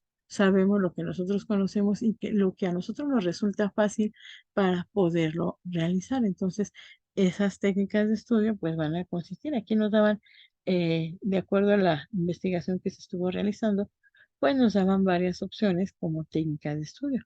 En primer lugar, bueno, nos decía que podíamos realizar test. ¿Qué son los test? Bueno, pues ir haciendo diario, de acuerdo a lo que nosotros vamos aprendiendo, ir haciendo esas anotaciones. Entonces, diario se van realizando, se van haciendo las anotaciones y bueno, pues cuando nosotros estudiamos, ya las tenemos ahí, ya previamente no, las memorizamos, previamente estudiamos esos temas y nosotros pues podemos entender de qué tema o cuál tema se está hablando. Y cuando nosotros tengamos que realizar nuestro examen, pues ya tenemos memorizados esos temas que ahí están presentes. Entonces, esos tests son importantes también y que nosotros podamos compartirlos con nuestros compañeros, porque a lo mejor a nosotros se nos están olvidando ciertos temas o ciertos preconceptos o ciertos preceptos, entonces a lo mejor el el compartirlos con los compañeros, pues esto nos ayuda a que pues todo lo podamos tener en un solo lugar, todo lo podamos entender, todo lo podamos plasmar y cuando tengamos que realizar nuestro examen o tengamos que aplicarlo en nuestro trabajo, pues ya tenemos esos elementos importantes, esos elementos indispensables que son para nuestro, nuestra, nuestra técnica o que se van a aplicar a esas técnicas de estudio. Otra técnica de estudio, pues nos decía que elaboráramos tarjetitas. Esas tarjetitas, bueno, también nos decía el autor que son muy importantes cuando nosotros estamos tratando de aprender otro idioma. Pues sí, ¿verdad? Con las tarjetitas y con figuritas, bueno, pues ya podemos ir memorizándolo, ya podemos ir aprendiéndolo. Entonces, bueno, pues eso era recomendable cuando uno está haciendo o está estudiando otro idioma y que, bueno, pues eso nos facilita el aprendizaje, la manera de poderlo memorizar. También otra técnica de estudio que se nos daba o que se nos aportaba a nuestro conocimiento, pues es el que podemos realizar, pues con diferentes figuras ir realizando pues esa técnica de estudio en la cual, bueno, a lo mejor una figura va a representar una, alguna otra, pues algo que nosotros ya conceptualizamos, algo que nosotros ya estudiamos, algo que nosotros ya entendemos. Entonces, a través de esa figura, nosotros podemos aplicarlo y bueno, en ese momento que nosotros vemos la figura, podemos inmediatamente recordar lo que estamos, pues lo que estamos estudiando. Entonces, sí es importante o también resulta de gran importancia esa técnica de estudio, el realizarlo a través de imágenes y que esas imágenes, bueno, van a representar lo que nosotros ya aprendimos o lo que nosotros tenemos ahí conceptualizado. Entonces, también es una muy buena técnica de estudio el poderlo, el poderlas aplicar a nuestra, a nuestro estudio. También tenemos, de acuerdo a lo que nos decía el autor, bueno, ya vimos que son las técnicas y también este método justamente que podemos basar en imágenes. Y esas imágenes cuando nosotros las veamos, cuando nosotros la podamos obtener o ver, pues nos va a remitir inmediatamente justamente a ese tema que nosotros ya estudiamos, a ese tema que ya lo tenemos memorizado. Entonces, bueno, pues esos métodos de estudio o esas técnicas de estudio, pues va a estar basado en esas imágenes y bueno, pues vamos a poder también realizar esa, esa relación semántica entre las ideas abstractas. Entonces, bueno, de esta manera podemos poner o podemos representarla cuando son ese tipo de ideas abstractas, a lo mejor las podemos representar. Aquí el ejemplo que se nos da, nos dan un escudo. A lo mejor ya al ver ese escudo ya estamos haciendo memoria o estamos regresando justamente a a ese concepto o a ese estudio que estábamos realizando. Entonces, bueno, sí, también se puede representar por medio de esta relación semántica, o bien también una semejanza lingüística. Cuando lo hacemos a través de imágenes, bueno, cuando hablamos de una semejanza lingüística, lo hacemos con dos objetos iguales. Entonces, de esta manera podemos saber o podemos obtener esa semejanza lingüística. Quiere decir que estamos hablando de la misma cosa. Ujú. Yo les daba el ejemplo, poner una pelota, poner otra pelota, bueno, ¿cuál sería la semejanza política aquí? Pues las pelotas. Entonces, aquí lo que podemos hacer nosotros es ver esa relación semántica. También dice que semántica y lingüística. Y también podemos asociarlo, bueno, de manera libre y espontánea. Cuando lo hagamos, bueno, pues ya cada uno de nosotros vamos a ir dando nuestras propuestas, vamos a ir asociando nuestras ideas y todo esto, bueno, pues todo se hace de manera libre y, bueno, de carácter espontáneo. Entonces, todos estos métodos basados en imágenes sí son también importantes y para algunos pues sí se les puede facilitar realizar sus trabajos, realizar sus estudios, realizar sus investigaciones a través de imágenes.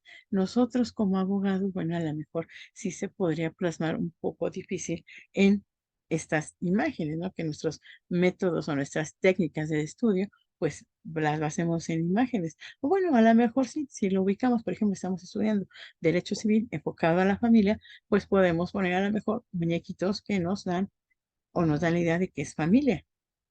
O también cuando estamos hablando de un patrimonio, pues a lo mejor podemos poner un objeto que nos represente el patrimonio.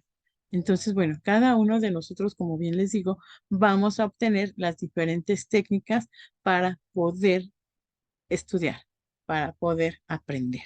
Entonces, cada uno, como bien les decía, lo vamos a hacer a través del tiempo, a través de nuestras técnicas. Después de ver todos estos métodos de aprendizaje con los cuales, bueno, a lo mejor muchos de nosotros nos identificamos, bueno, pues ya llegamos a lo que les he estado hablando durante todo este tiempo y que, bueno, que a lo mejor se los he explicado de manera coloquial para que lo podamos entender, para que lo podamos recordar, que es la técnica. Y esa técnica concretizadora, nuevamente les digo, que se realiza o se encuentra